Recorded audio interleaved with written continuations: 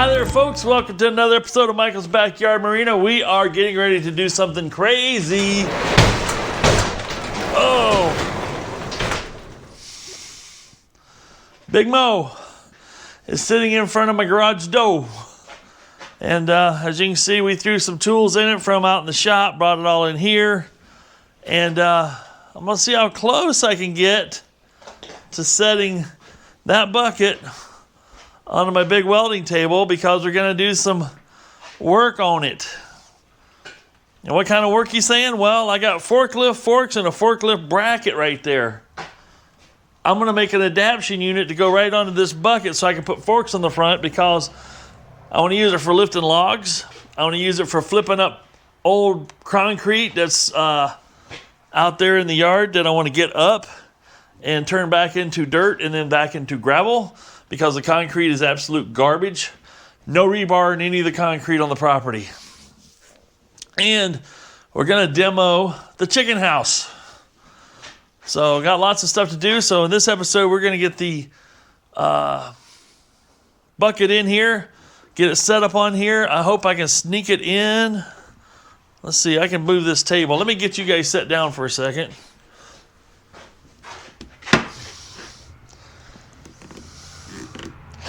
That should be a good vantage point for you. I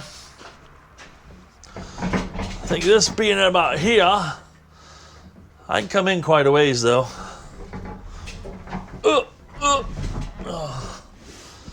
It'll fit through the door at least. That's a good sign. Let's fire it up.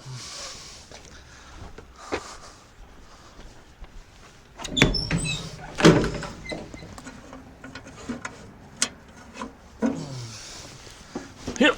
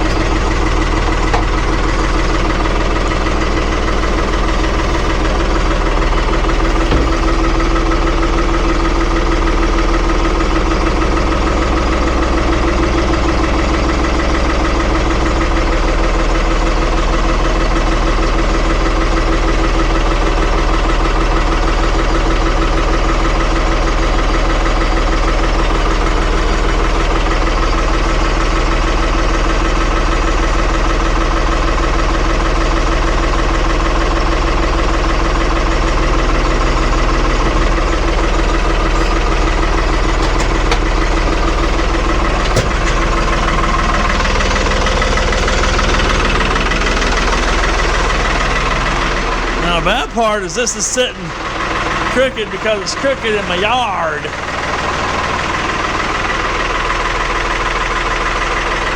It's gonna make it difficult.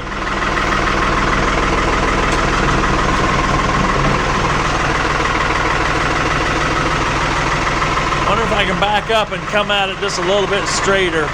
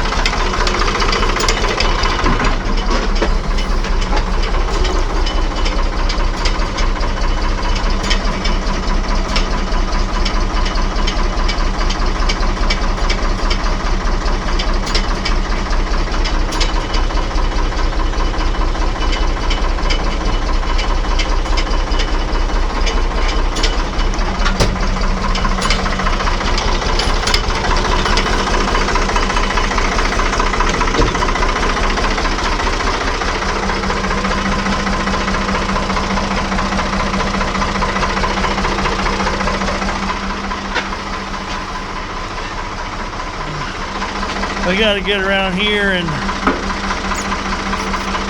knock these bolts out here. One here, one down here. Allow me to drive these pins out. Let's see if we can get that done. Before I do that, I think I need to get this a little more flusher, huh? I don't think I'm gonna dump anything out.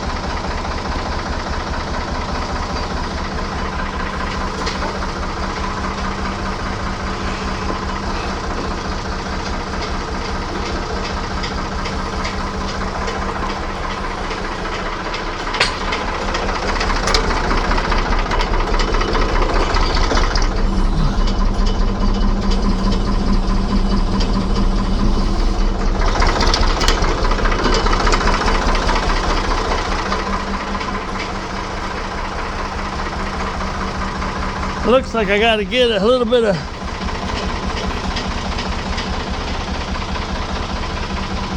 wedge-a-majiggy going on here.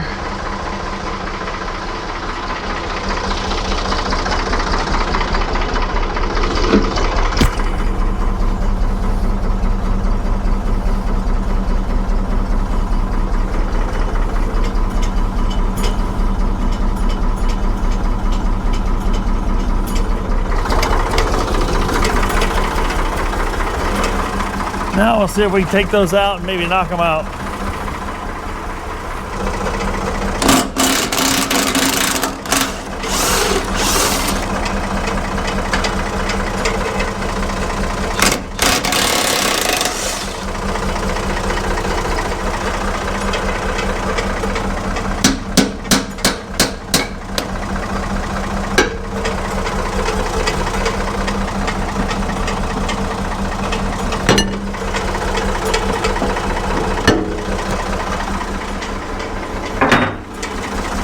That was almost too easy, but let's not do any bragging yet. We got to get the other side undone.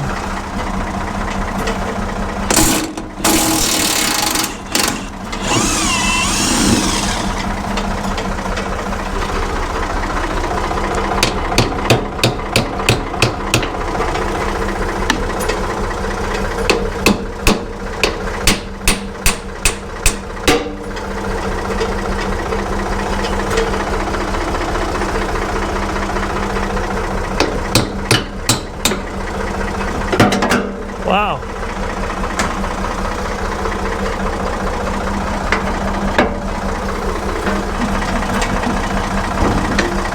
Wow.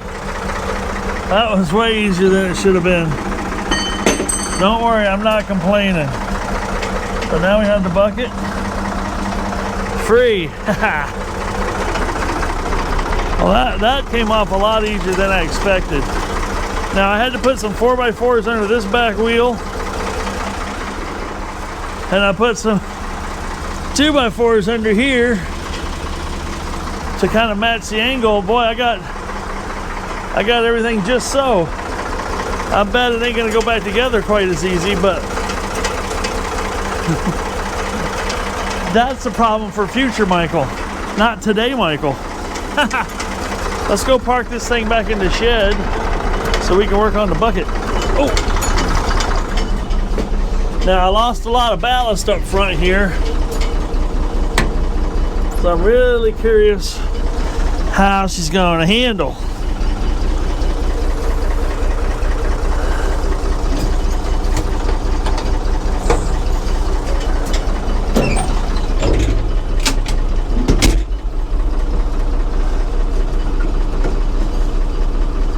This is gonna be a lot lighter up front.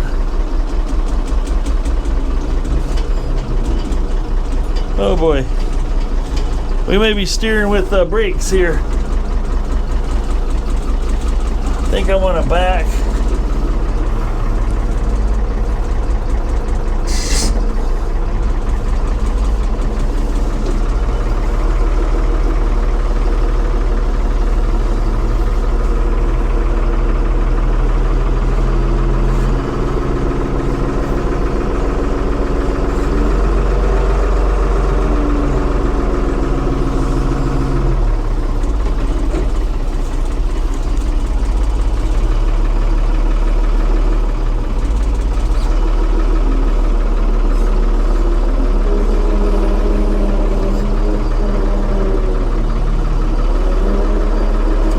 About going uphill.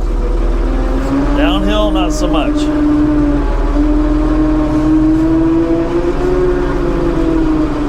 We'll see how light the rear end gets. Well, the front end gets going uphill.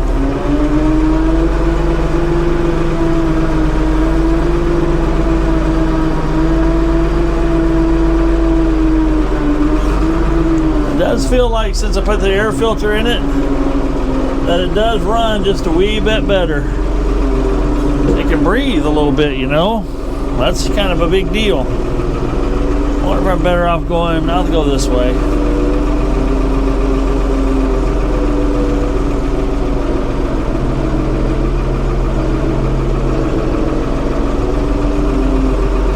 I just lost a lot of ballast off the front end. That's the only thing I'm worried about.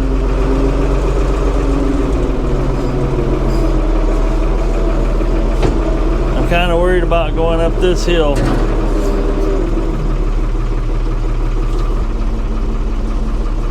I think I'll point her downhill and back it up. Keep the weight uphill.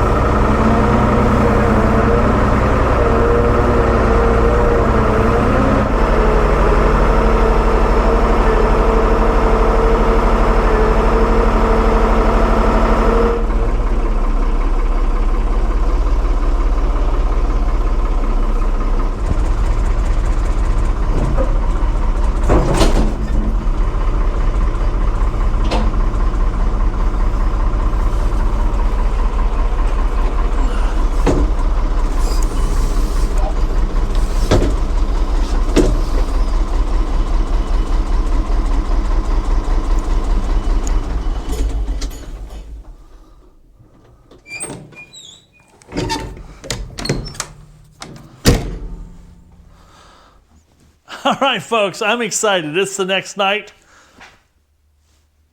Yeah, it's, what's today? Did I go to work yesterday? Yeah, today is it Tuesday? It is Tuesday. I'm losing track of the days. We get busy working on stuff here, working at work, coming home Saturday, Sunday, back to work. I mean, it's mind-boggling how much activity is going on over here. So, that was exciting. Last night was exciting, what you just saw, which was you didn't see get the tractor back together, but the tractor's back together. You have seen it by now because that video is out, right? What we're doing now is I got the bucket. Woo-wee!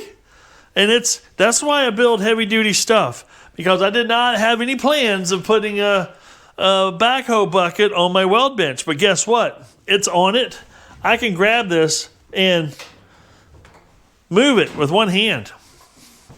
That's why you put heavy-duty casters. That's why you build things heavy-duty. But that's cool. I was able to come in here and set this on there. But you saw, and I did this off camera because I didn't want anybody to see any blood squirt from anything if it happened. And it didn't happen, which is good. I had to set this side of the bucket, which, the right-hand side, on some 2x4s. Because, and I'll take you outside and show you. It's still enough light, maybe not. Oh, ow. Ow. It's tight fit.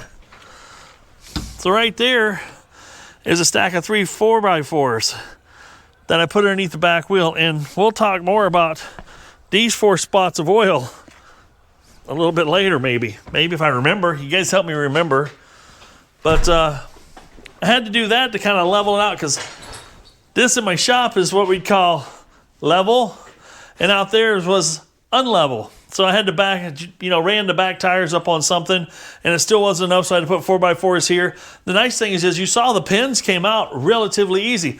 I'm leaving the 4x4s where they're at, because that's good right there in that position. I pulled the tractor back up to that spot, put my 2x4s back under this side. So I had to use my pry bar, and I kind of lifted, and that thing's heavy. I don't know what it weighs, but it's more than a couple 100 pounds. All I know is when I went to put the backhoe back in the lean-to without the bucket, I did not go forwards uphill. That amount of bucket, even though there's hundreds and hundreds of pounds of counterweight bolted to the front of that tractor, this adds a lot in front of that. And the leverage it has is amazing.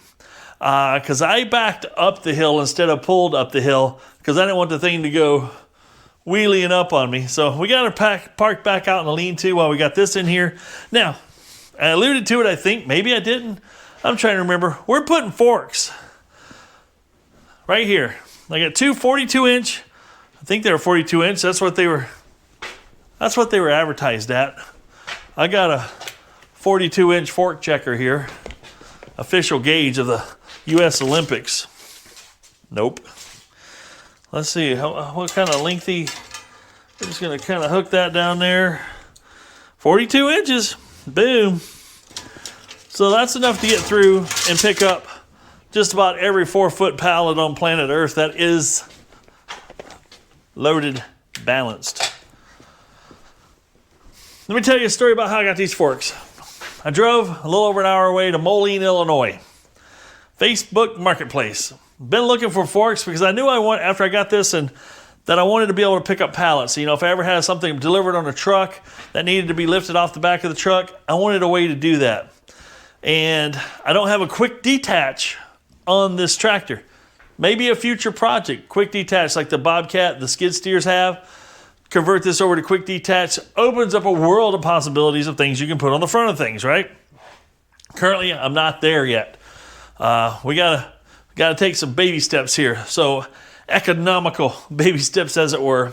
So I went on Facebook Marketplace, found a pair of forks, $125 for a pair of forks. That was as cheap as I've seen.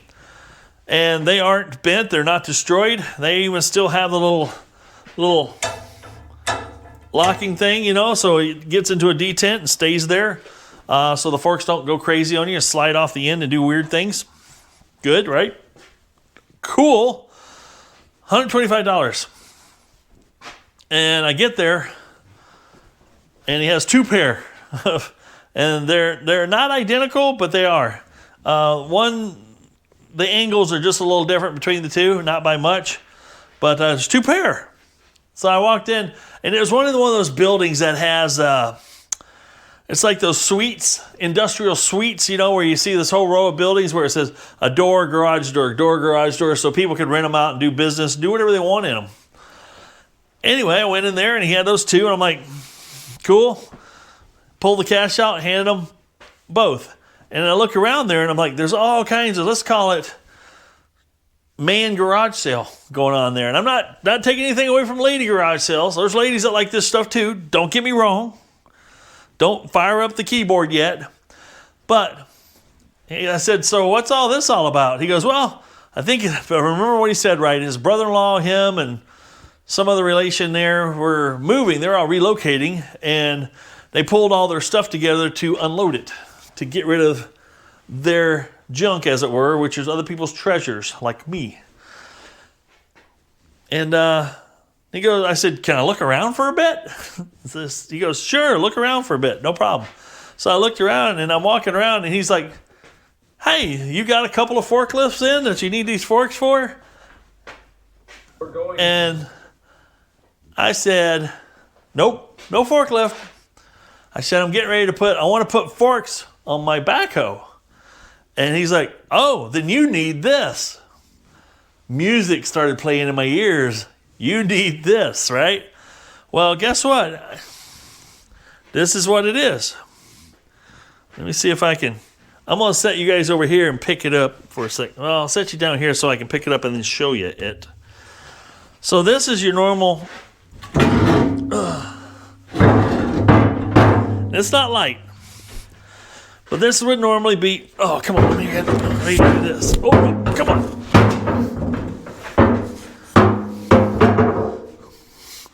Let's let that slide off and let's just drop it right on my toe bone. Nope, not going to do that.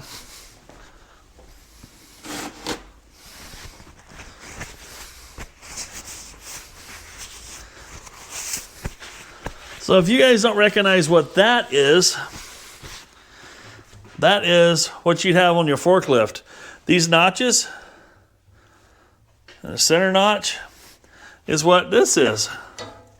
Those notches are for that. This dovetail or this angle you see here, and there's another one on the bottom. Well, by golly, that fits here and here. So he goes, you need one of those. And I'm like, yes, I do. I definitely do. And I said, well, how much you got to have for that? And it was his brother-in-law, I think, was standing next to him. He goes, well, that's his. And I'm looking it over, and I'm like, so does this fit those forks? And he goes, absolutely does. I'm like, man. I said, you're killing me. He goes, how much? I said, how much? He goes, $100. I'm like, here's the problem, boys. I don't have that much on me. I said, reached in my pocket and pulled out the remainder of the cash I had, and I counted it out right in front of him. I said, I got $59. That's it. And I'm sitting there going, man, that sure would make life easy. He goes, then I heard the guy go, he'll take it. I'm like, for real? He goes, yeah. I said, it's worth it. I said, it's worth the $100. I'm sorry I don't have it. I'd give it to you. I wouldn't even think twice about it, because do you understand how much work there is in just creating this and the detents and, creating that piece is not cheap. It's expensive. And I got it for $59. So the whole thing, a pair of forks for $125 in this bag, I got everything for less than $200. 60 plus 25. Yep. $184. You can't beat that at all. So I'm excited. So that's when I started figuring out how now the quick part, what we're doing in this video, when this video comes out, this will be done, is my plan, is I got to figure out how do I want to attach this to all of this so I can hang these on it. Now the goal would be that this part of the forklift here would be flush with the front of the blade. Why? Because I want to have maximum grabbage here. So I got to have maximum grabbage. I also got to have it so this is straight up and down. Now as you can see here, this being straight up and down and out here does not necessarily coincide with, let's see if I can get this in the picture, with this is the front edge and we're back. See, there's some distance here. So I've got to do some engineering and to figure this out. So let's go to the whiteboard for a second. Now I'm not trying to scare anybody, but do I have all this information, Bunks? I need to keep some of that. Don't need this. 520 pounds with tongue. I want to keep that. Tandem 2800, 140 pounds of tongue weight. We're good with that now. I need to take a picture of that so I can erase it. So, side profile of the bucket roughly is kind of like one of these. Nope. Boy, I gotta quit grinding toward this thing. This glass and that grind sticks to it. I can hang my fingernails on it. So the front edge of the bucket's here. Let's just make this. Front edge of the bucket kind of does like this, and kind of something like that, right? Yeah, let's call that. That's the side profile. blade sticks out here a little bit further past the bucket, but it's got a little upper blade thingy. But yeah, that's what we got. So what I got to do is I want to get that frame set in here. And it's going to be up a little bit because those forks will then hang on it and do like that. We'll have to do a jagged line for the fork brake because it comes out to here. You follow me? Okay. So what I got to come up with, and I'm going to show you something else real quick. Back over here, we got holes down through here. I'm thinking those holes are designed for basically, you can buy a toothed front thing here and bolt the tooth front thing in place, I think. I don't know. Maybe you guys can answer that one for me. So, can I take this piece here, and we're just going to draw it up here. Can that piece be a piece that looks like this? You know, that's the part we have.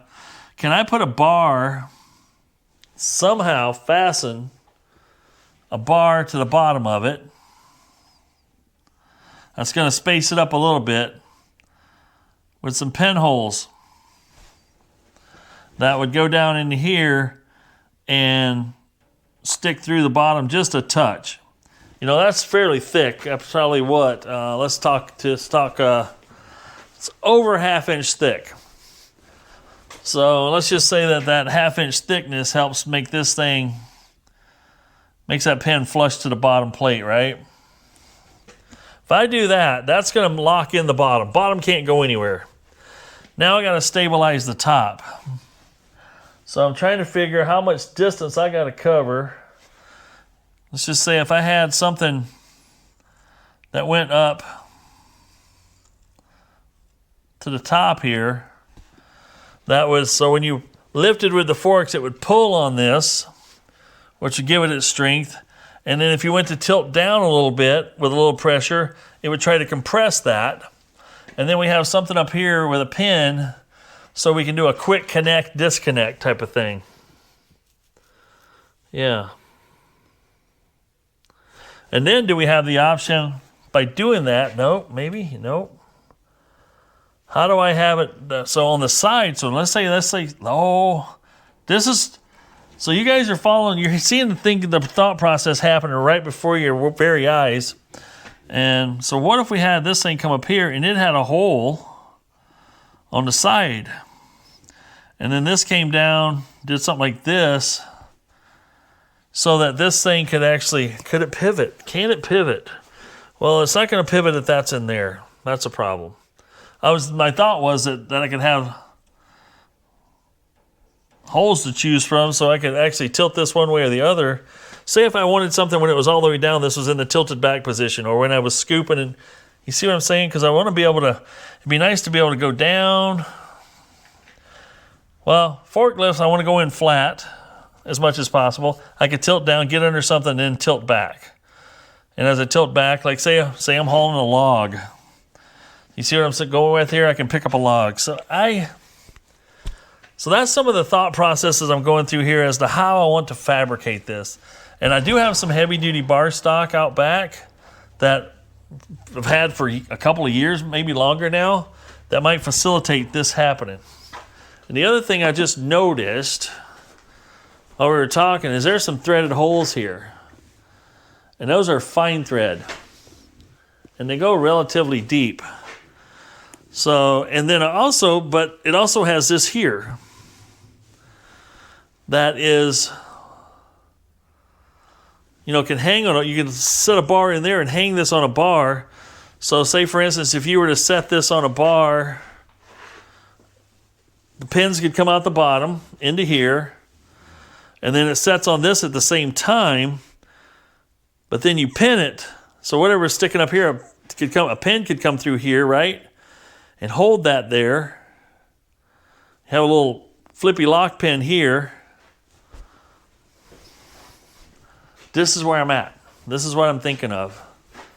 And how do I, because I also want it to be easy on, easy off, because I'd like to go park this, for instance, make a little stand possibly that I stick the forks in, take a little pressure off and I can pull a couple pins and then I can just go down and it's relieved. So it could be like a quick attach. I could just go underneath it, hook the bar. Yeah, I'm liking this thought. I could go underneath it, hook the bar. You know, I could put the bar on this up here first, somehow. Drive in it, hook it, pick it up, throw a couple pins in so it can't come back off. Oh man, I like that a lot. I like that a lot.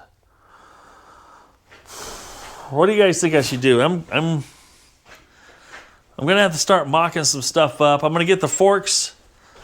I'm gonna try to get this hung on something. I have no idea what yet because it's heavy. What do I have that I can put that on?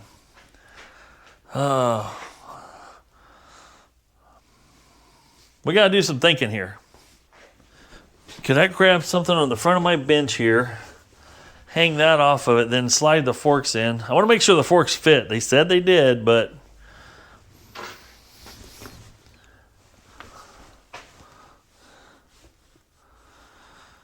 because this is designed to put a fork in the middle, and then there's a space down here that the bottom can go into, and then you can slide it out. Same way, slide it out and get your forks hung in there.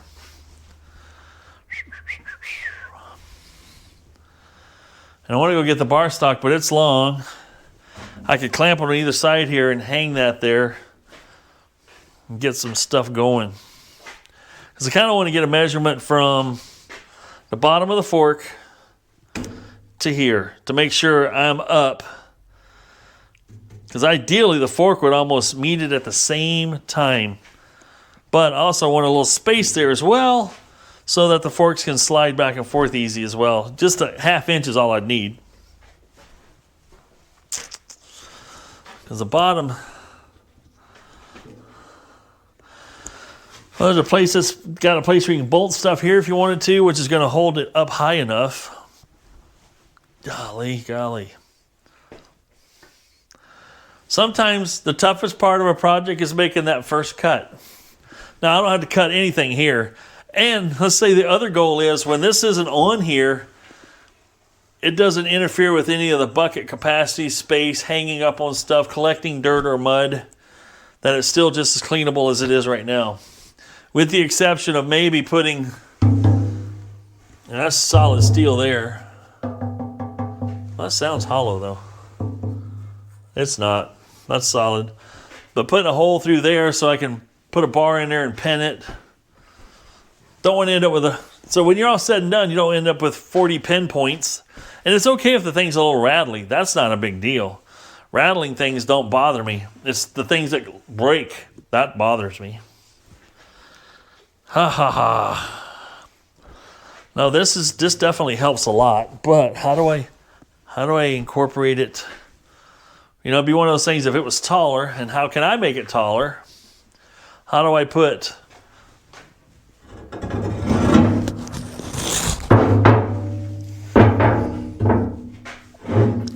essentially this needs to be about right here in the middle.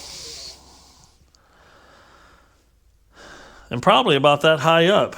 If I measure the thickness of this and that, I bet that's probably the right height. Can that hold it for me? The dangers of working with stuff like this is it's heavy. If something goes sideways, things get crushed. We don't want that. So let's just say these forks are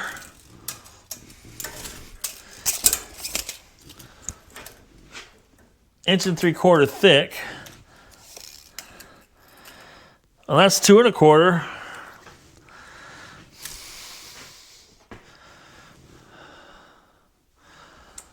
But if you see where this is at and that's at, this is currently 3 1/2 to the top of that lip, which is right there.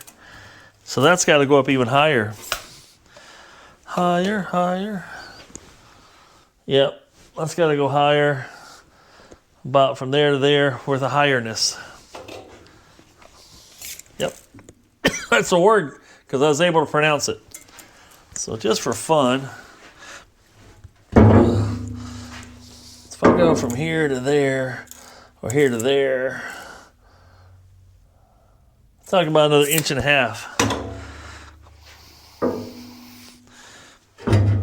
You know what else is 1.5 inches? 2x4. So if this was up like this, okay, that's how high it needs to be now. Yep.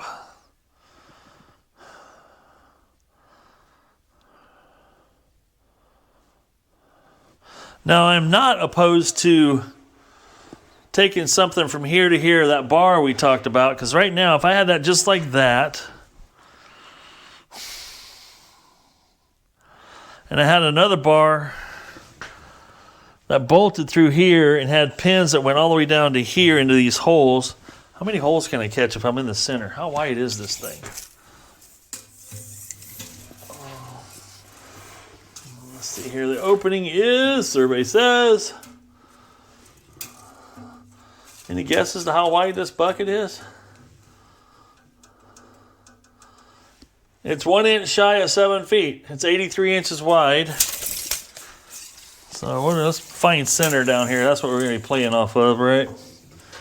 So that's 83 and a half.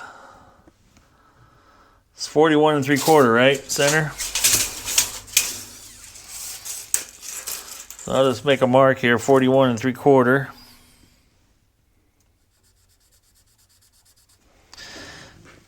And make sure I did the math right in my head. 41 3/4. Okay. So that's the center line right there.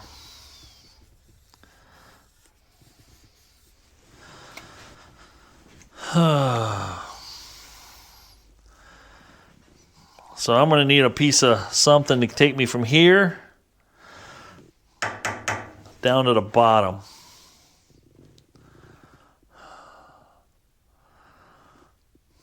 The question is, where's my rigidity coming in from locking it in place?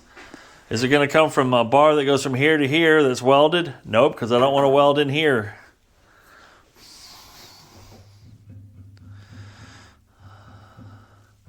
And I really don't want something sticking through the bottom, because when you're going down to scoop something up, chances are you're going to drag the bottom of the bucket, and you could screw up your threads. Or you could always have the head of the bolt coming up through something, so it's just the head of the bolt. It could be a carriage bolt. But then it's not as, let's call it pull pins detach, right? Okay, so we know we got to have this set up here. I got to have something to support, what was this? Don't remember. You know, it's been 8 minutes. I forgot. Okay, so say we got something along these lines. Still the same thing. Obviously, this is up a little higher. This is the inside of the bucket is kind of like that, for instance, yeah. And I want this clear out here, so what would happen? Now this will interfere a little bit, but not a lot. If I were to weld, let's just call it with a hole, with a hole. This would be straight across to here type of situation. This would come down the here situation.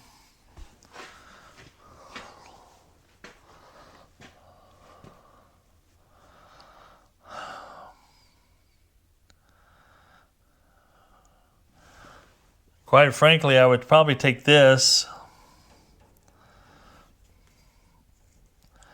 as high up as I could get away with.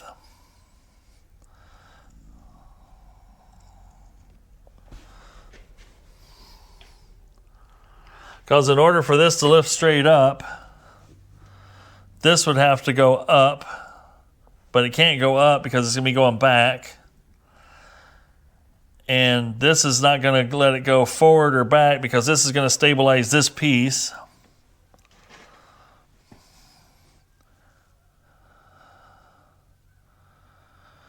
The question would be, how much pressure could you put this way on the forks and get that to come out of there. But the nice thing is I could put, these could be 4 independent bars with holes drilled in them. I'll slide a pin through and put a hairpin in it on all 4 locations.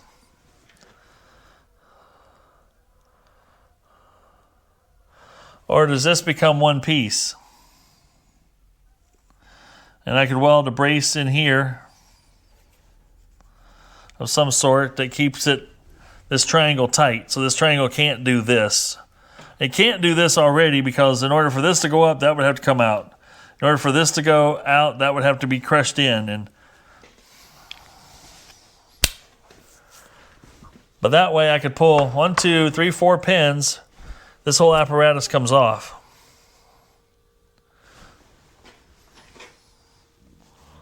And being dependent on the weight back here and the weight up here, say I could have something mounted to where I drive up to it. You know, the forks are going to be on here, probably wide as I normally going to run it typically. And I can run something over here, lift up a little bit. Let's try this again. I wasn't aiming the camera in the right direction. Sorry about that. So we're going to come in here. I can have something I could come in here and park this thing on, a stand of some sort. So I can just drive up, park it, take some pressure off, pull the pin that would be coming straight back here, pull these 4 pins, for instance, out of these lugs that I weld on the inside here. Not really impacting capacity at this moment, right? And then, once that happens, I drop the bucket down because these are going to be located in pinholes here, right? Looks like I could have 1, 2, 3, 4 ish. Let's see right here. 1, 2, 3, 4. Yeah, I could have 4 pinholes locating the bottom so it didn't twist this way on the bottom. That's going to take care of the twist, right? Nobody needed to see that, did they? Sorry about that. Yeah. We're getting closer. And there again, I hope this isn't boring to you guys. This is just some of the thought processes that I go through that I don't know if you want to see it. Leave your comments below. This is how I'm thought processing this out, creating something that doesn't exist and making it so it's functional. If it takes you a half hour to put one of these on and take it off, probably not going to do it. But if it takes you 10 minutes or less to install and then take back off, you could switch back and forth at will, and that's your first go-to is like, oh, I need the bucket. And then an hour later, I'm like, I need the forklift, but I don't want to kill. I'll do more bucket work. No, you can switch back, do some more forklift work, and then go back to bucket work. You can alternate. That's the goal. That's why they make quick detaches for the Bobcats and all the skid steers out there. Because you want to be able to go from a grappler to a drill to a rock crusher to a whatever, cement mixer.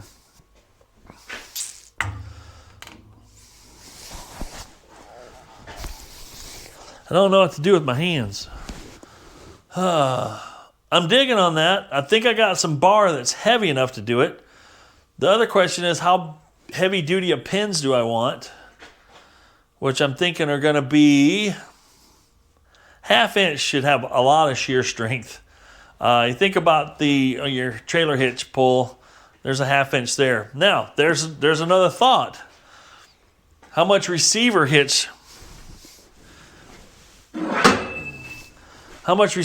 type action could you replace all this with and still have strength to do it and use receiver hitch type situation? These are things to think of, but this only a 1/2 inch, maybe it's 5/8. Maybe it is 5/8. Maybe I need 5/8 pins. But people are pulling 10,000 pound trailers down the road. You know, a load up a hill with that size pin. The forklift forks are not going to be doing 10,000 pounds. My tractor won't lift 10,000 pounds. I think I want to determine, I'm going to give myself some options. Let's determine what size thread that is right there. It's a fine thread, and it's a pretty good size thread. So that is a 5. About 554 on the ID.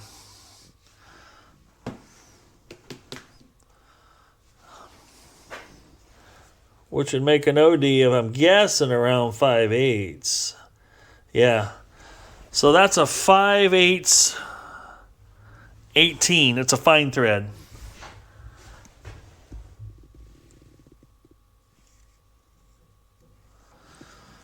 Looks like it's about 1.25 inches deep, so I can get an inch of thread into a 5/8 easily. Basically, to gain your thread strength is 1.5 times the diameter. So say, for instance, you got a 1/2 inch bolt. As long as you got 3/4 of it, so 1.5. One is half. Half of that's a quarter. Add that together, 3/4. Once you got 1.5 the diameter of the thread that you're using, engagement, you have the maximum strength of that particular bolt as far as stripping it out. Not shear strength, but pulling it out. Because part of me says, yes, I can bolt 2 pieces of something here.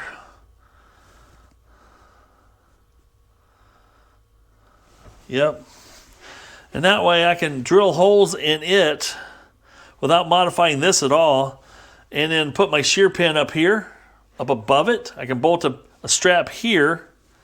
Use these 2 bolts to hold this strap in place. Then I can put my 2 types of pins, so I can have a bar coming from up here to the top one and from back here to the bottom one, and get my triangulation this way. Can you guys see okay? Are you seeing me? Eventually, someday when I'm YouTube, a little more YouTube in the black as it were, I'll be able to afford a camera person that can follow me around and give you guys some better shots than I'm giving you today. So yeah, if I did that, I'm liking it so far. The one thing you don't have strength on in this situation is the side to side. But the 4-pin hole, the 4 things going through the hole down here is going to lock this down from a side to side situation. And here again, I'm engineering all this around the material I have. Would I go with a bigger material than I've got? Maybe. The nice thing is I've got a lot of strength that's already built into this, and this here is typically supported all the way the full length of this. So if I had forks in the middle here, and I'm only supported on the outside, this could have a tendency to bend. But for what I'm going to be doing, 99% of the time, when I'm doing fork stuff, I'll have the forks all the way out to the edge, because I'm usually trying to pick up something that's bigger. You know, I'm not picking up the little stuff. I'm picking up something with some stuff going on.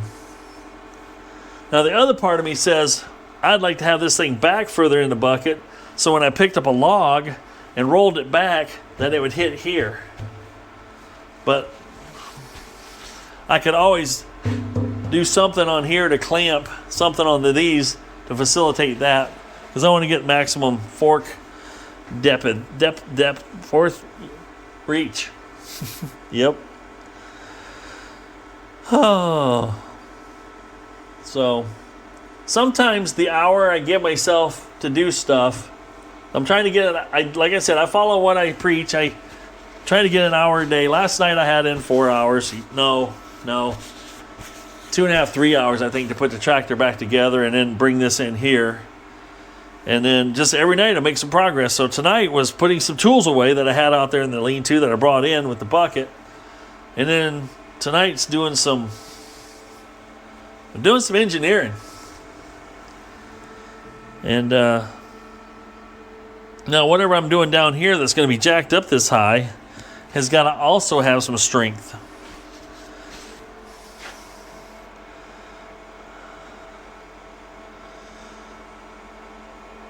I want to take advantage of these bolt holes that are down here as well. I can bolt to something that's going to go down and also grab my holes. Yeah, I can try something and then I can bend it and then I can rework it, but my goal is to do it once and do it right and not bend anything. What can happen to a lot of people when they're trying to decide, do I do this, do I do that, is you can get what they call analysis paralysis, where you're just analyzing and you just can't make the decision. Don't get there. Don't do that to yourself. Now, these holes would be handy to use. The reason I have to eliminate why that wouldn't be a good idea. Well, I've got these bolts here and here that are at my widest point. That's my sturdiest front to left to right shimmy and back and forth type situation. So that's why I want to use the shear strength of these 5/8 bolts out here to hold my piece on. Plus it takes this out further in the bucket for going back here and triangulating that versus in here. The other cool thing is I talked about using, I got it back there. I can use 2 pins back here, but if I weld those bars together in a manner of strength, I can use 1 pin out here. The whole idea behind using these holes that are here is I don't see myself currently using a toothed bucket or a tooth putting teeth on here, but it could happen. It could very well happen. What size are these pinholes? 674. Nice thing is a 5/8 pin will fit right through there. The other thing is I want to be able to set that on there and then put my level on here to make sure I'm counting this bucket sitting as it's sitting right now is level on my table, and then I can make this level, and my forks are going to come clear out here. And I don't have any doubts that my forks, a lot of times when you start to put, depending on the size of your tractor, the more you bring stuff out in front of that bucket, the more it's going to take to lift it. Well, this bucket will currently, even though it's in there, it will easily, the straight up and down lift, easily lifts a bucket full of rock here, which I don't know how many cubic feet or pounds that adds up to, but I also know that in about 10 to 11 trips on 16 ton that I can move a whole rock pile with this bucket. So let's just call it 1,000 pounds that this thing will pick up straight up and down, and it does it with, let's call it relative ease. Now you start putting that weight out here, the leverage point, so at least I can pick up 500 pounds with forks and tip it and lift it up. I got plenty of counterweight. That Back Hoe is heavy. The Back Hoe attachment is heavy.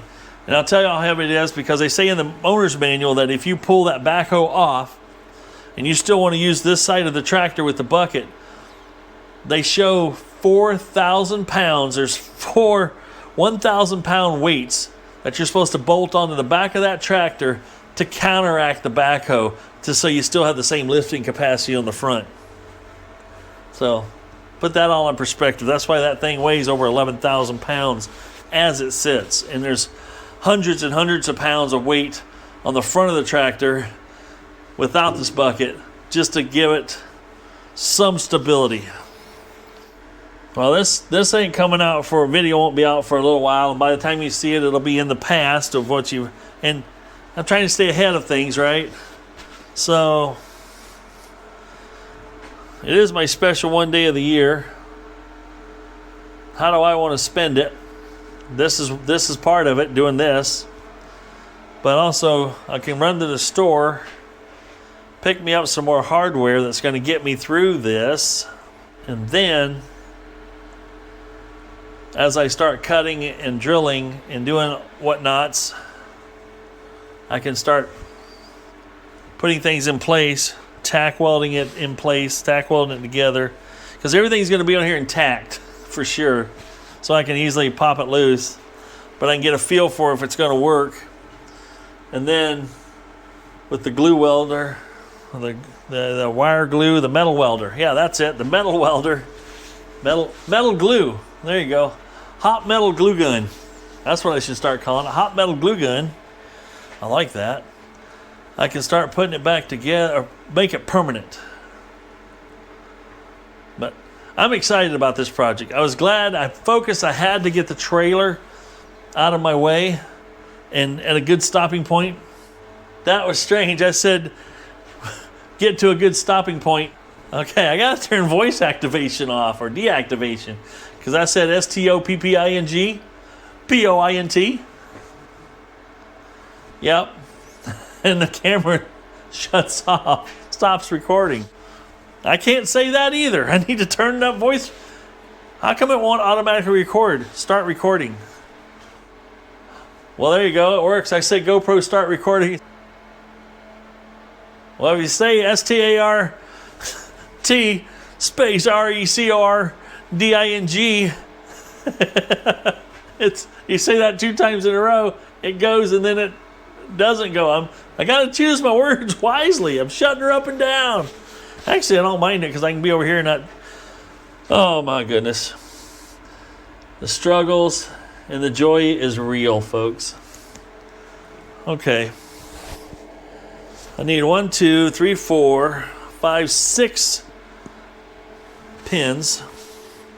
I need 4 bolts.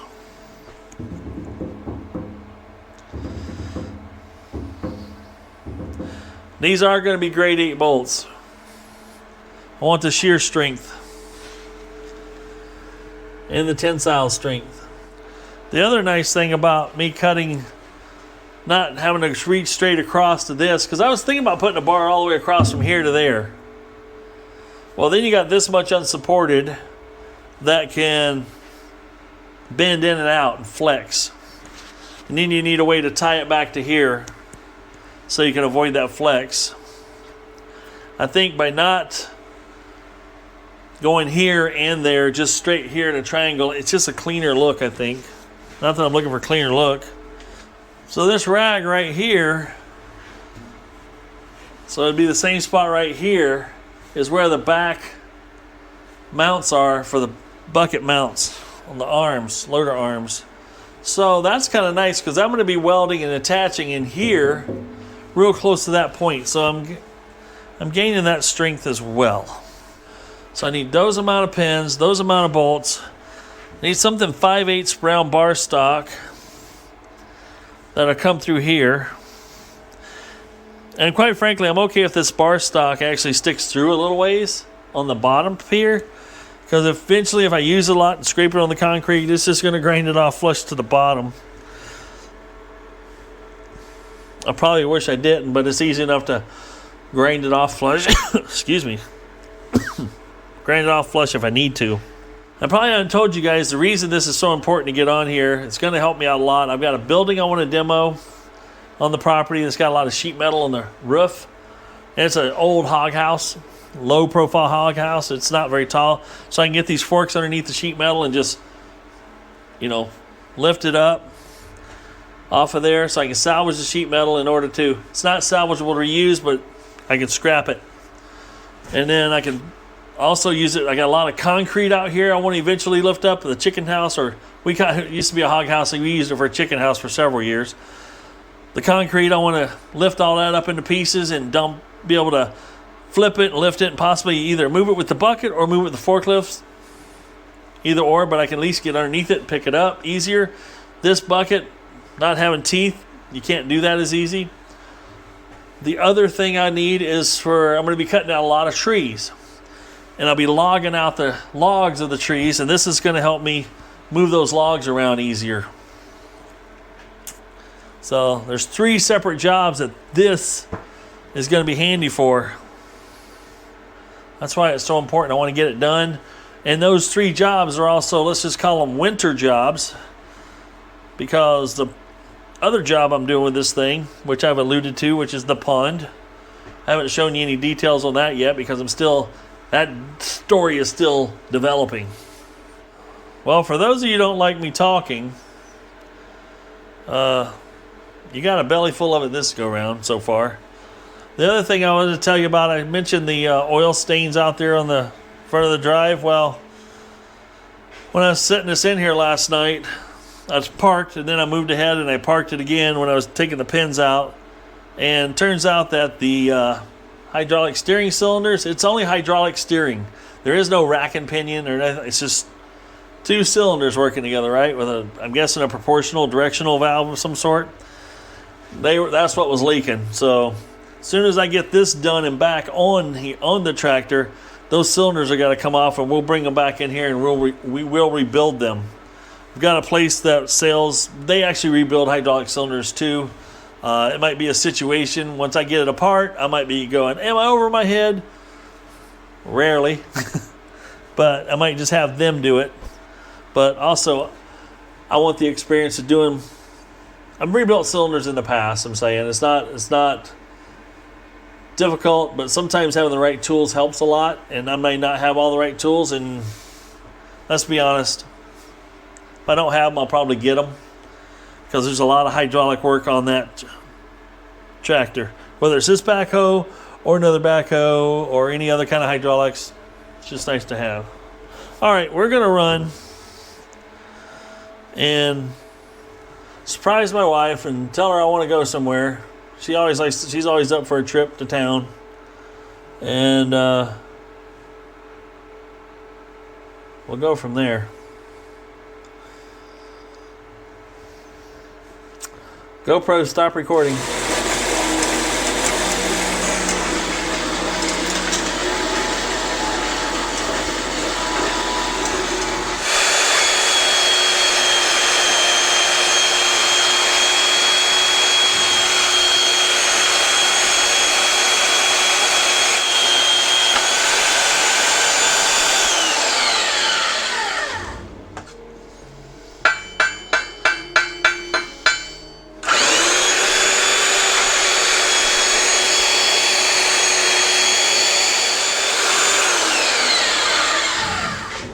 Okay, a quick check-in on how the bucket is coming along. I've got a lot of drilling to do. As you can see, I've got some 5/8 holes drilled here, here, and here. These are not the right bolts. They barely start. They're just kind of like holding it in place, barely. And I got some 5/8 18 fine thread bolts to go right back in here to hold this plate onto here. This is a bolt-on situation. Over here, you can see that I've got the same situation here, temporarily held. And as you can see here, I've got these drilled and in place. These are going to be a strut. I'm going to have two like this here and two coming off of here, and there'll be a strut in between, one up high and one straight across, and that'll be triangulated here for strength and whatnot, and distributing some of the pressure, both pushing and pulling. But I'm just going to use these regular hitch pins. These are just, your trailer hitch pins. They can handle quite a bit of stuff. Easy in, easy out. My goal is I can pull, a pin here and a pin here. Those two pins, and then lift this thing off and take it off. So basically 4 pins on, 4 pins off. Like I said before, I'm going to have bolts that actually, these aren't them, but these holes here, they're in the bucket. These are going to sit down like that. I've got another piece of bar stock like this down here cut up. That'll sit on top of these heads. I'm going to weld them in. There's going to be 4 of them. 1, 2, 3, 4. Which is basically covers the 36 inches we got going on here. And 4 of them are going to lock it down at the bottom. So they'll sit down there, and I'll be able to this will have some maneuverability, but I'll be able to put those arms, unhook the one arm here if I want, or both of these pins here. Anyway, I can unhook all 6 of them, disassemble it all. And these forks, obviously, as you can see here, have these hooks that'll hook right into here. Bam, bam, bam. And it slides down on the bottom. So the easy on, easy off there if I want to take the forks off that frame. I've been drilling holes. Them holes, it's not a fast process. Over here on the drill press, Rooney, you can see right here, I'll just put the magnet right on the table here for you guys. Maybe it won't be in the way. Maybe it probably right in the way. Yep, right in the way. So as you can see here, I got a stop right here, hooked down to the table, so I can just slide this in. I pilot drilled. Now, the reason you pilot drill, as you can see here on this drill bit, there's a thickness from here to here, right between my fingers there. That's a flat spot. When you're drilling with that, that's just mushing the metal around and working it up so that the flutes can start working. Well, I drill a pilot hole in it. What the pilot hole helps me do is I get to use a lot less down pressure here to make it happen, and I can make drilling happen. I have about 22 holes to drill in total. So I'll show you how this works. Now this stop is, if it catches for me, it doesn't spin and try to rip my hand off.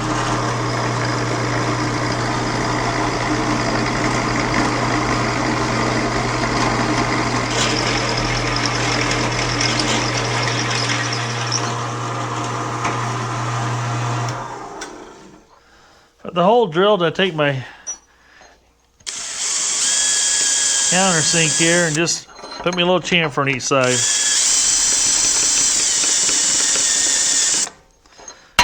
Deburr that hole all beautiful like. Now we'll do that just a whole bunch more times. I won't bore you guys with that. Well, at this point, I'm not trying to bore you with my actions, but I'm going to bore you some more with my voice. I'm taking these 5/8 bolts and I'm cutting them off so just the shoulders left. That way they'll fit down in the hole in this bucket. That's why I'm propping this up right now. And that way I can weld the heads to this piece of bar stock that's 36 inches long. Here I've got the hot metal glue gun out and we're sticking that together. As you can see here, I kind of tested. I do a little weld on both sides. I'm trying to keep the welds kind of balanced, which, you know, so it pulls one way and then the other and kind of, you know, maybe centers itself out. I do a quick test fit just to go, yep, that fit right in there just like I thought it would. Cool, let's weld the other side. And we're doing both sides, so I'm welding full 360 around these things because I want maximum strength, obviously. And I'm hoping this will actually hold everything it's supposed to hold. There, yep, goes right down in there just like it's supposed to. Perfect, now I gotta figure out what I wanna do here. I'm laying it out, trying to figure out, oh, that's what I'm gonna do. I'm gonna put another bar on there. Yep. I got that clamped up there. I'm marking it. Eventually I'm gonna stamp it, but decided to, hey, I got a little distracted and let's tap these holes out. Clean them up with my 5/8 18 tap.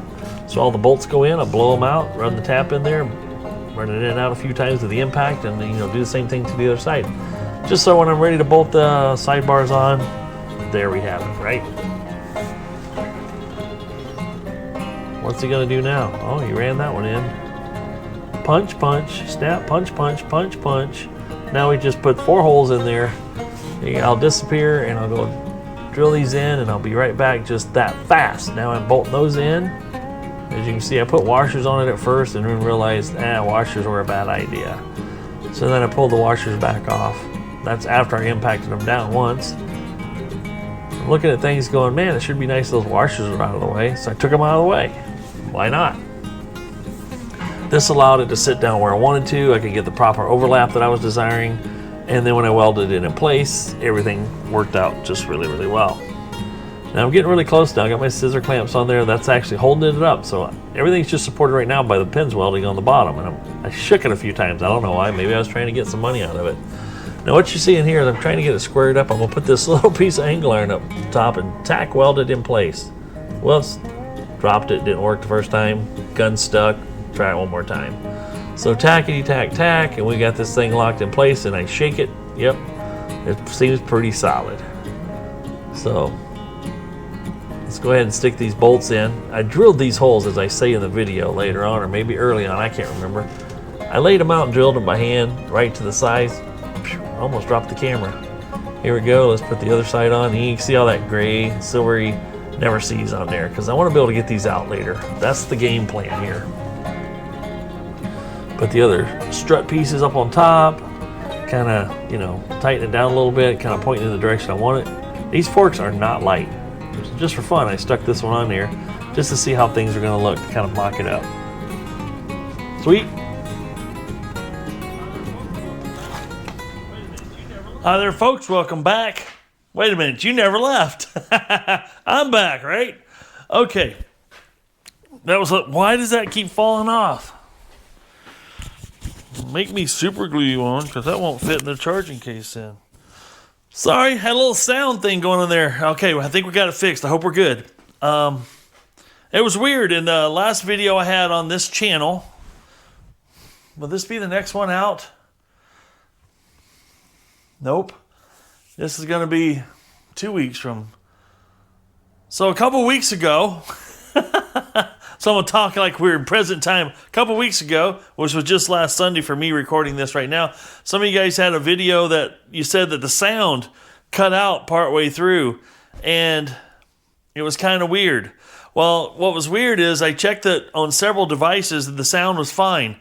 But I did notice when I was playing a video for somebody on somebody else's channel, it started off, the sound cut out. I don't know if YouTube was having a problem or what, but if you rewatch it again, maybe it's okay, the sound's there. Most of you said, let me know about it, and said you watched it anyway, so much appreciated. I wanted to let you know, as of right now, a couple weeks ago, is when you'll see this, because I'm always videoing and putting them out there every week, and sometimes I can get a week or two ahead, which feels really good. It takes the pressure off, gives me time to not stress out what I'm going to get to you guys, that's coming Sunday type of situation. Well, we crossed 4,000 subscribers. Now that may sound like a lot to some, may sound like not a lot to others, but yeah, we hit 4,000. And reason I reason I can't talk is I'm excited, okay? We crossed let me call it a milestone. So as you know, this RMD Creations started out focusing on 3D printing stuff. I kind of exhausted myself on 3D printed stuff. There's people that could go a lot deeper and further into it than I wanted to. So I thought, and I let this channel sit for almost over a year. I think it was over a year before I thought, people on my other channel were talking about, hey, I just want to watch boat stuff. And so I thought, well, let's revitalize this channel and show you everything else I've been doing that's not boat stuff. A behind the scenes at the marina situation, so to speak. Well, it grew 150 subscribers, like boom. When I talked about this channel and my other channel and people jumped over and started watching me, appreciate that. Awesome. But then I was losing subscribers as fast as I was gaining them. And I stayed for I would say almost 2 months, easily, practically 2 months, staying at 3,979 to 83, back down to 79, back up to 983. And it was kind of crazy. And all of a sudden last weekend, we went over 4,000. Awesome. Appreciate you. I just want to take a moment and say thank you. Appreciate it.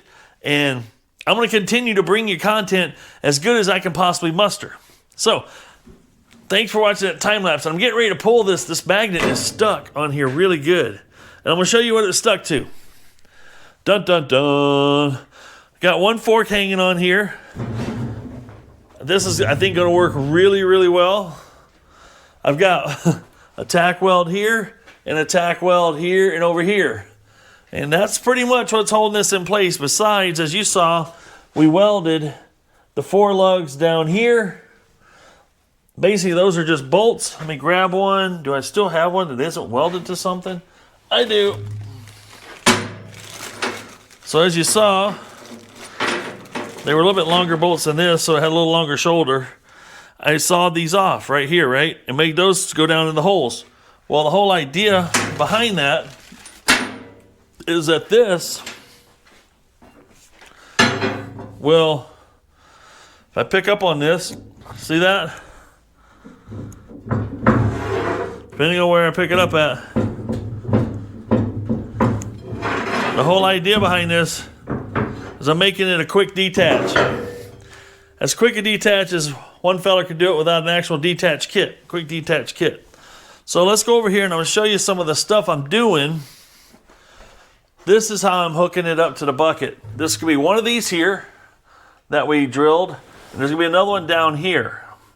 The one down here is going to have an arm. See how this arm is going from here to here? And I've got it sandwiched in between. And I got one stainless washer in between here to create a gap. I don't want this to be so tight I can't take things off. I had to create just a little bit of a gap. It's not even a 16th. It's like 45 thousandths. But that's enough that as I weld this up that this thing will still slide on and off. I'll do the same thing down here. Let me grab one real quick. Bear with me. See, I've got other blocks already drilled. That took a while to drill all these holes, I'll tell you that, with my old drill press. But I'll put another one like right here, so to help you guys visualize. Another one like this down here, welded into the bucket. As you can see, it won't really interfere with the bucket capacity, because when I pull the pins out, that's what'll be left, is just this piece right here. But I'll have another one going from here, and I'll attach it up to this bar and weld it on. So that'll be triangulating this thing. So this will not want to lift upwards, but this ties into it, with a little bit of flexibility so this whole thing can go up and down. When I'm done welding, this is what's going in there. This is just a regular trailer hitch pin. I got 6 of these. So one to go here, one to go here, and one down here when I put this down here. That's going to be so I can pull those 6 pins on each side and detach this from the bucket. That's just to kind of give you an idea. That's what I'm trying to accomplish with this whole thing. Because right now we're coming into winter. I also learned that the tractor doesn't do well without chains in the winter. We had a little bit of snow. I can hear my mom and dad right now going, Michael, you be careful on that thing. Yep. I did a 11,400 pound toboggan slide down the hill in the backyard that you've seen me drive up.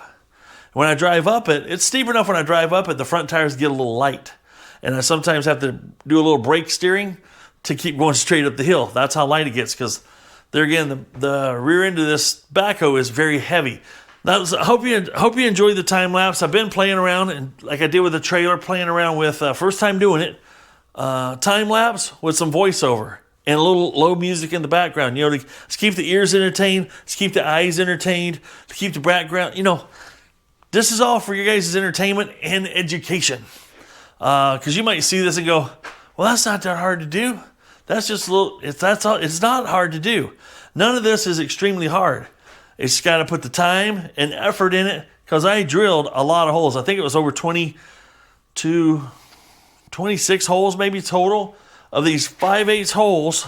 As I showed you drilling one of them in these 3/4 inch by 2 inch blocks.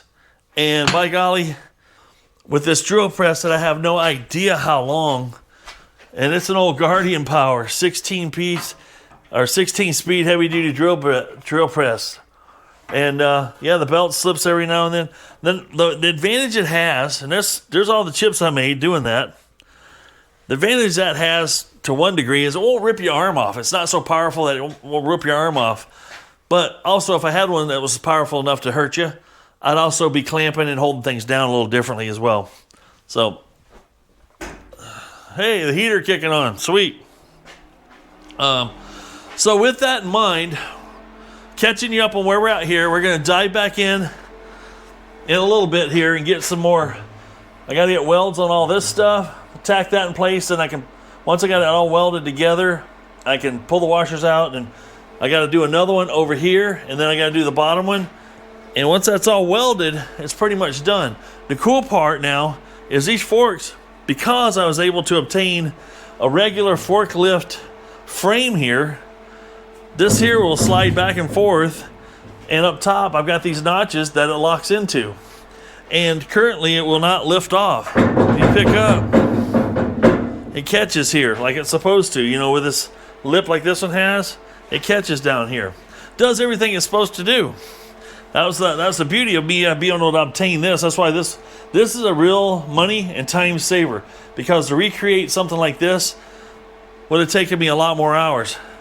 Here in this area, as you saw, I chased this tapped holes out. They were 5/8 18 fine thread, and none of the local hardware stores around here carries 5/8 18. 5/8 11 all day long, all the links, different links you want. So I went on McMaster Car website and was able to purchase a package of 10 with shipping. Cost me $30. So those bolts are $3 a piece. So not awful, but I have 6 other bolts I probably will never use. And why did I use grade 8? Get grade 8 here? It's got some shear strength, and all the stress on all my lifting are going to be on those 4 bolts. So no different than the bolts on the bottom and my welds and everything in between. Oh, the other thing I'll show you real quick is let's see if I can get you a shot. So what I did here, I've got this 3/4 by 2 welded to the heads of those bolts, which go down into here, right? And then I've got 4 holes I drilled in another plate to bolt this piece directly to. Currently, it's being held in place with a C-clamp. And I've got an overlapping, let's call it a 1/2 inch to maybe 5/8 of an inch of overlap here. And what that's going to do for me is I'm going to weld here, let's get you on over here, down maybe another 4 inch, 3 inch, you know, weld there, and then I'll do the same thing on this side of the lip to tie this bar to this bar. So even though I've welded these two bars together, I can still unbolt this and take the frame off. That's in case I get a quick detach setup and I weld a quick detach on the back of this bucket and all that fun stuff. I can also then separately make me a quick detach bracket for the forklift itself, or the fork assembly itself. That, you know, that can happen. This quick detach is probably going to be a pretty good deal, the way I'm making it now. And I say that because this isn't your light utility tractor or subcompact utility tractor that if you were to put something like this far out on your bucket, it's going to limit the amount you can lift by a lot. Right now, this bucket will hold, I don't even know how much rock, but I had, like I said, I had 16 ton of rock. I could just, if I scooped carefully 7 to 8 bucketfuls, I could get that 16 ton of rock scooped up. Yeah, that doesn't seem like that, but this thing is just a 1 inch side, 7 foot wide, and it's deep enough. The tractor picked it up. I mean, I tilted up, lifted up, and didn't even think twice about it. So I'm guessing I could get at least 1,000 pounds, maybe more, on a pallet and pick it up. As I use it, time will tell. Unless I have something I know what it weighs and I unload it out of the back of the truck, I'll know. Unless I just decide to go put some extended forks on here to pick up a car or something. But that's not going to happen anytime soon. All right, you're caught up. That's a lot of fast used car salesman talking going on there. I'm going to show you something. I'm always trying to improve the quality of the videos I'm making for you guys. I'm getting ready to do a lot of welding. I've got some future aluminum welding to do because I'll be building some fuel cells in the future, probably in the next 30 days. And I wanted a way to get you guys some good weld footage and without damaging the camera, getting any weld splatter or anything on the camera. So let me show you what I'm planning on doing here. I'm gonna set you right on the fork. Bam! So I've got this magnetic base you guys are currently sitting on with this kind of thing on it.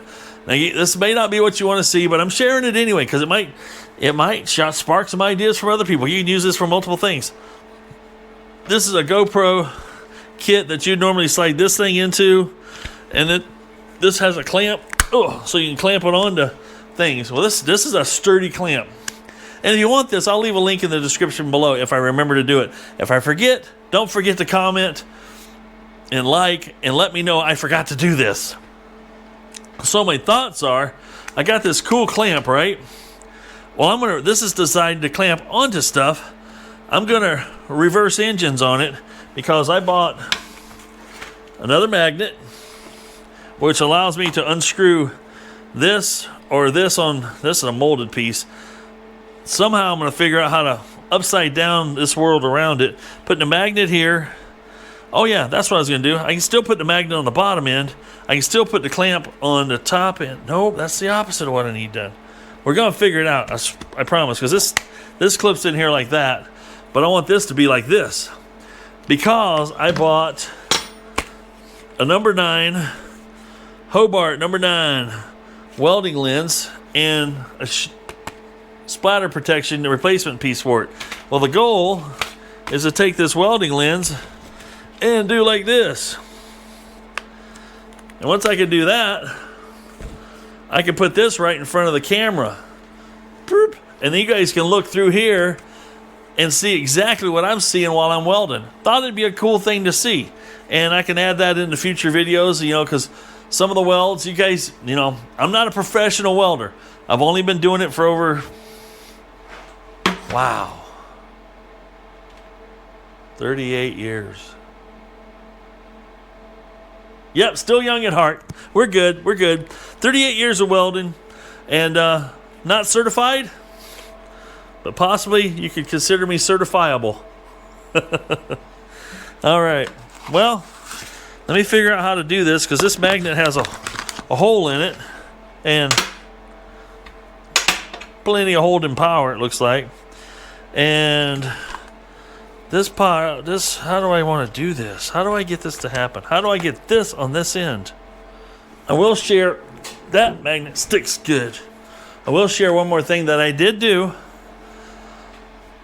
All the holes that are drilled in these plates, here and here, I drilled them all 5/8, and I also put 5/8 bolts in them. Now that's not normal practice. Normal practice is a 32nd oversize or a 16th oversize of the hole to the bolt to allow for free bolt movement, access. You know what I'm saying. You look at washers, you look at a 5/8 washer and how it fits. Don't have to even think about it. I'll show you. I'm going to show you. Back on the fort. Ooh. Washers. Washers. Where are the? Here's one. So a standard 5/8 washer, and a standard. Did I put all the bolts back in the bag? That's not like me to put things away. So as you can see here, see how much clearance there is there? You can see that underneath here there's a lot of clearance there. That's, standard operation magnet release. That's a standard operation for that type of stuff. So I laid this out. I measured this hole that was in here and here with a tape measure. The nice thing was, everything about this old 1975 Ford, there is no metric stuff on it that I can see. Everything is, standard. And so is this forklift must be old enough. Wherever it came from, I have no idea. What's this say on here?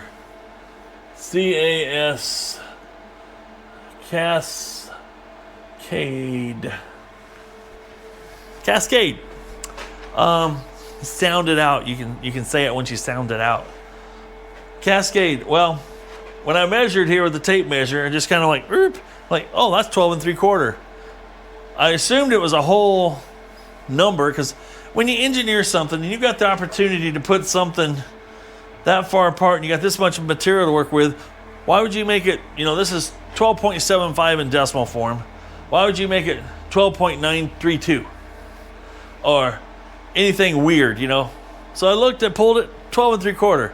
I laid those holes out 12 3/4, drilled them 5/8, and there you go, like 5/8 bolts. They don't have a lot of wiggle. Wiggle. Hey, so I'll show you. When I put this in here, as you can see, there's not a lot of wiggle room there. The cool part is, I did that twice, one on each side here, and I was able to bolt that right on and impact it down, and it worked. So mark down one for the layout skills.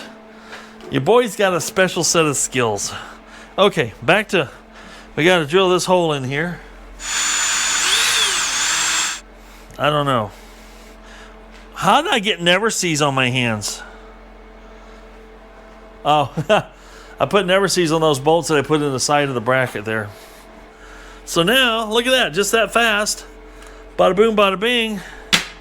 Magnetic base. Now, will this fit? Come on, baby. Oh yeah. Then I can put my lenses like this. Boom. It'll hold more sturdy once I get all the cardboard up. But yeah, I can put that right in front of the camera. Like, this is the camera here. So I took a little break of welding, doing things, fabricating. Came over here and played around. I order the parts and they just show up, and then when they all here, we take advantage of it, and I think that's going to work just fine. All right, let's get you set up. Next thing, we'll be back some close-up welding, and then back into some time-lapse, and then some close-up welding, back into time-lapse, and I hope you enjoy this video. Don't forget to like and subscribe as we keep doing this, and hopefully I can make this work. Here again, I've never done this before, but think I can do it, boss? She's shaking her head. She's been around me for a lot of years. She doesn't doubt my capabilities, even though I do sometimes. Now, yeah, you guys might think it's crazy I'm using a piece of wood, but it's what I had laying around. I mocked this up. It took me a little bit. I got it clamped on there, had to make some adjustments, got my parts in place, hammering on it, tapping on it, realized, it's probably hanging out a little far. So then I had to unclamp, reclamp, and get things adjusted out. Quit beating on it. It's not gonna work. Make the adjustment, for gosh sakes. Yep, still messing around with the clamp. Wondering why it ain't gonna work. Tightens it up. Nope. Yep. Nope. Yep. There you go. Now you're catching on, sport.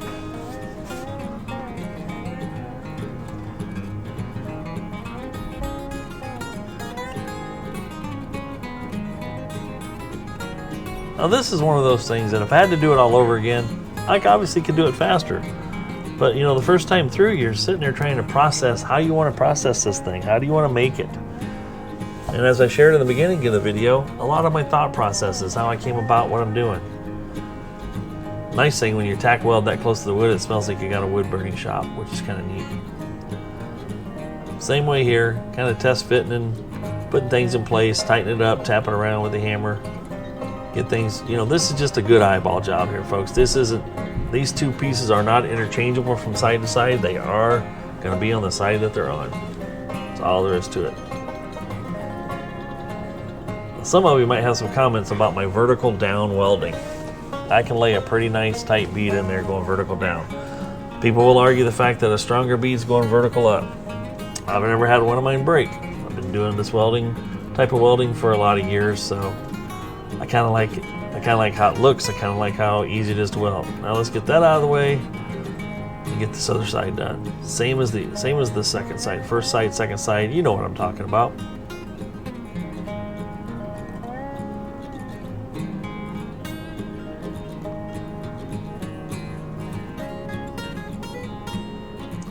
If you guys haven't thought about it yet, go ahead and like and subscribe to the video. Right now, you're over an hour and a half into it with me, and I appreciate you hanging in there this long. Now it's time to pull some bolts out, test some pins in, and decide that we've got it all tacked welded together pretty tight at this moment. So let's take the pieces off. We're gonna go ahead and do a little bit of welding here. As you can see, it fits tight because I had them washers in there. The washers are creating the slop, like I had mentioned earlier in the video, I believe. Now this unit here got pretty heavy.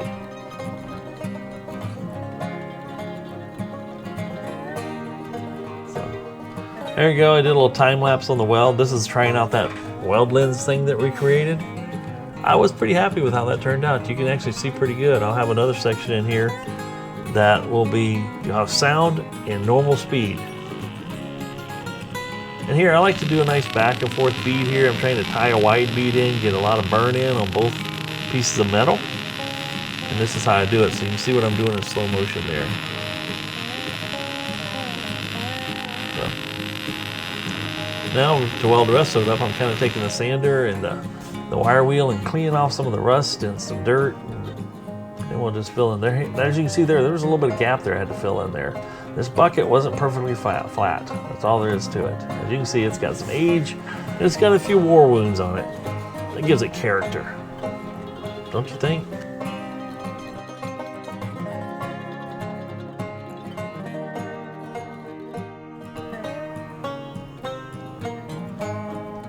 Did you guys just see what I saw? Look at him, he's welding left-handed. Huh. And then he's welding right-handed. What kind of madness is that? You know, I really like this guy. He seems to be a pretty good worker, and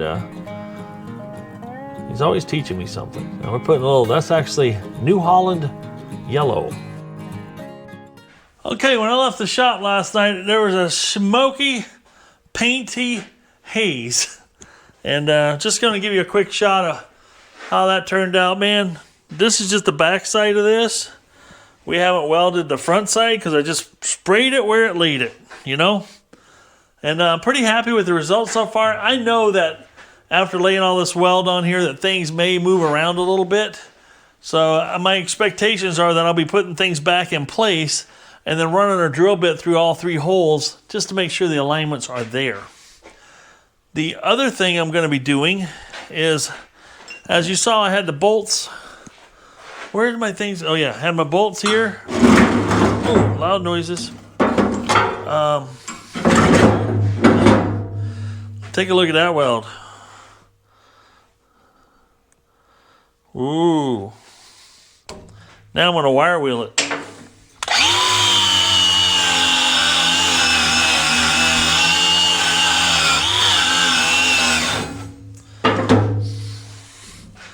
Now take a look at that weld. Ooh. I got a lot of welding to do on these yet. I've got these areas here. I want to grind this off a little bit, and I'm going to lay a nice pass over the top of this to kind of hook it all together. That'll take care of the, the tensile strength that I'm trying to pull this way on the thing. Should be plenty enough. I'll do this on both sides, top and bottom. I also got where I brought this down to meet here. We'll be putting a nice little fillet right in here and here. So that's going to tie all 4 of these pieces together really nice. Do the same thing on the other side. So I got both of these to do. As you saw, I had it all mocked up real nice. Tacked it all together. Should be reasonably close to putting it back together. That's one of the reasons I put one of these washers. There's a stainless washer. It's one reason I get stainless is because of the thickness at the store was what they had. So I put that in between here on all the joints when I bolted it together. That's to give it a little bit of space so when the other part, which I don't have any loose ones now, goes back in there, I can, there's going to be some space in here, some working room, if you will. And what that's going to do for me is make it so I don't have to fight it to go back together. I don't need everything pinched up tight and hammered on. I want this thing to actually almost fall on and fall off. And the only thing that's retaining it is these guys. That's my goal. The other thing I'm going to do is put those washers back in there just because I don't want things either when I weld it to collapse in or spread out too much. So if I put a bolt in here I'm going to cut me off with another piece like this that just has the drilled hole in it so I can actually squeeze this together with that washer in there and tighten it down, lock it in place. That way I can just run it that way until it cools off. Once it cools off, then I can disassemble it because then the material will be done moving. That'll help hold it in place while things are trying to move. It'll help just lock that in. Once it cools off, it's done moving. It'll be locked in place. Minimize that weld movement and stress, because when you weld on something like this here, when you weld on it here, you can have a tendency to pull it this way, and then when you weld on here, it can pull it back. But if you're not careful, because this is locked down, when you go to pull it back, it doesn't pull back as far as it does with the first side. So that's why you want to have a good tack in here, and then you weld this side. That tack holds it until you get that weld on the other side. I don't know. Did I have you? Yeah, I guess you can see what I was doing. What's up, boss?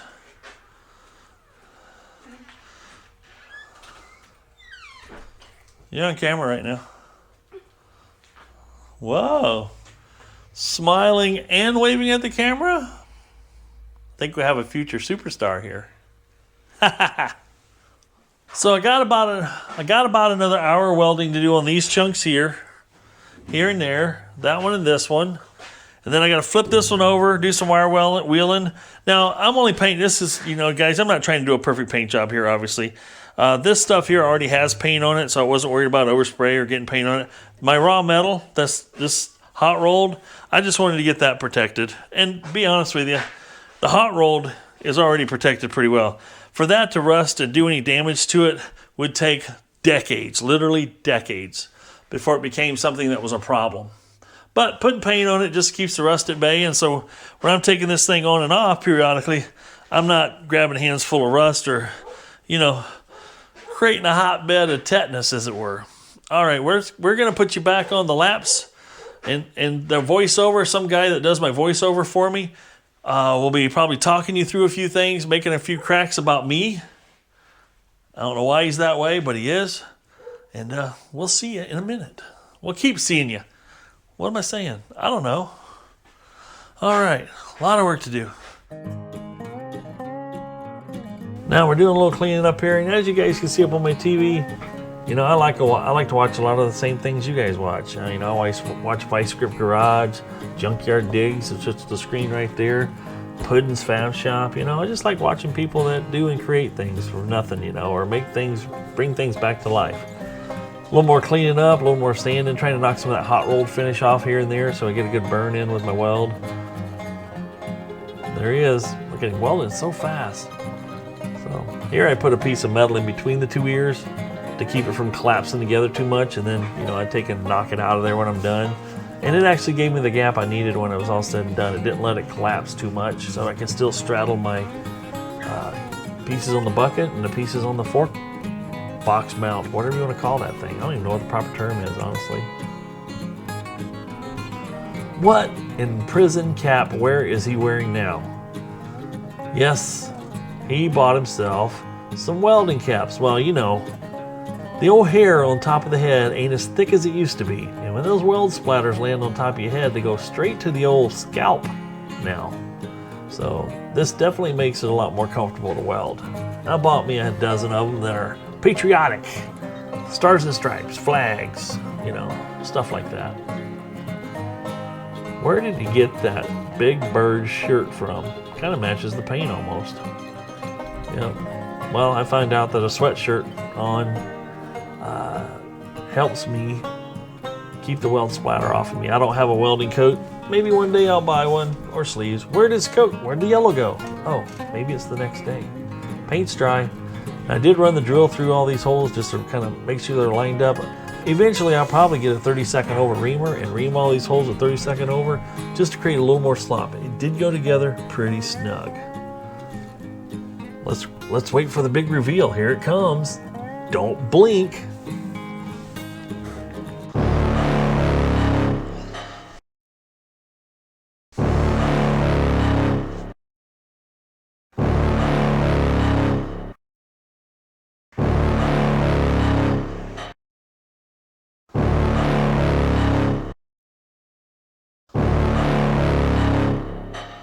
Well, we got it back, the bucket back on the tractor. Finally. It took a little bit, but we got her done. As you can see here, we've got 1, 2, 3 clevis pins that hold it in on one side and a similar 3 on the other side. All welded up, fabricated up, painted up, looking pretty good. We'll be putting the first scratches on it here before you know it. Some of you might ask, why'd you paint the forks like that? I said, well, in the dark I won't run into them. Hopefully I'll be able to see them because, you know, they're yellow. And we also put a good little layer of grease on here. So these things, when I pull these pins up, these will pop up. I can slide them together when I need to. So it turned out pretty good. I'm pretty pleased with it. I'm excited because I got to use it to tear some sheet metal off a roof of a lower to the ground type building. I got a lot of sheet metal to pick up. I'm planning on cutting some trees down and logging these trees out. And I'll be able to scoop the logs up with these forks and put them in a pile. That'll be a win. I'm going to tear down a chicken house. I got to lift up a lot of concrete off the ground around here.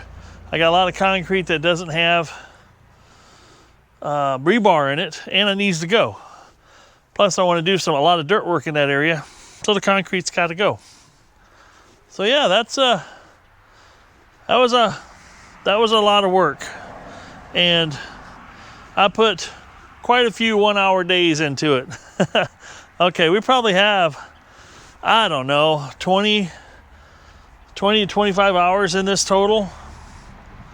But I don't have a lot of money wrapped up in it. I got more money wrapped up in paint and these pins than I do the whole thing. Because a pair of forks was $125, and that backing piece that the forks are hooked onto, I paid $59 for. So I'm into that for less than $100. But I bought 1, 2, 3, 4, 5. Yeah, paint's now $10 a can, $50 in paint. Those pens were $4.99 or $3.99 a piece. I can't remember. So there's a handful of dollars there. But all that bar stock that I have here, all this bar stock here, this is 3/4 by 2 hot rolled. I had that laying around here. And I've been laying around here for many years. And that's the reason I hang on to some of this stuff, is because you never know when you're going to use it and when it might be handy. So anyway, I guess I don't know what else to say about it, but it was a lot of effort, and I enjoyed doing it. It's a lot of fabric. My shop is absolutely destroyed right now. The dirt off the bottom of the bucket, the grinding, the paint, the tools, and I got to spend a couple hours in there just to clean it up. And then I'm going to start rearranging it a little bit to make some more room for some upcoming projects. But I will tell you one thing that is scary on this thing. That backhoe is so heavy that when I had the bucket off, just the slightest grade coming out of my lean-to where I park it, just coming out of there, the front tires come off the ground. Yeah, even with all those counterweights on the front, without that bucket on there, this thing feels sketchy. And the front tires, I actually had to steer part of it with just the brakes because the front tires weren't even touching the ground. It was kind of interesting, but that's why you have that independent steering, right? On the brake steering, I should call brake steering. All right, folks. I hope you found this informative. I hope you found it helpful. I hope it gave you some, maybe sparked an idea what you can do. Now, as you can see here, proportionately, the forks stick out in front of the bucket a little ways. But this bucket has a tremendous amount of power and some good sized cylinders on it. And I honestly feel when I go to pick up stuff with these forks, I'm not going to have a lot of problem lifting 1,000 or better pounds. I will learn more when I start flipping concrete out in the yard. What the heck's biting me? There shouldn't be nothing biting me. Ugh. There shouldn't be. But I'll find out when I start scooping up concrete chunks, slabs, and flipping them over and breaking them and using this to pick them up and, dump them over the side of the hill where I'm doing some filling in some areas in order to create more flat areas, for sure. That's one thing, I've got to have a bucket on here. Now, quick detach. I've been thinking about quick detach, but I don't think quick detach is good for this size fork setup, because I can put a quick detach for this size of fork setup, but it won't be enough weight in the front to counteract the back. That's just all there is to it. Just after what I experienced without the bucket on it, forks won't be enough just to wander around the yard. And my yard, as you can see here, it's hard to see in the video, but the yard's not flat. I mean, the kids, we do a slip and slide down here in the 4th of July, and it's another hill up the back. I'm at the peak of one side, down the other. Probably drops down, 20 feet down there in the middle, from top peak to valley, 20, 25 maybe. Yeah, pretty easily, I think so. So like I'm saying, there's nothing flat here, so that's not safe. The other thing I got to do yet is I still need to tighten up these bolts, but I haven't tightened them up because I want to replace them. They're just in there for now with the nuts just spun on by hand. Like just the pin keepers is what they are.